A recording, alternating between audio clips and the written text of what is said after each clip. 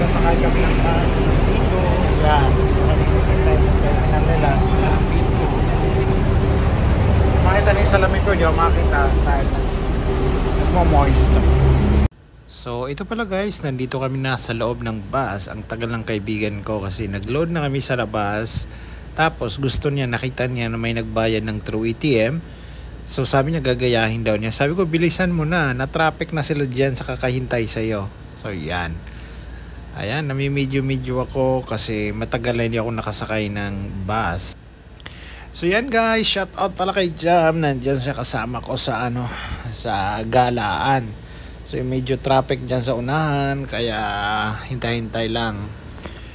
So yan guys, kung makikita nyo, may nakatayo din dyan sa likod ko, nakaupo pala. Namimedyo, ang lakas ng moist ng kasi humid dito ngayon.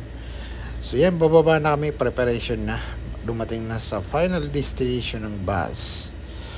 So by the way, dyan sa likod namin, kasi nakasabay pala namin yung mga kasama namin sa plot, ayun, si Boss Arnold at saka Wilbert, shout out sa kanila. Nagkita-kita kami sa bus. So hanggang dito lang, and have a nice day sa inyo lahat.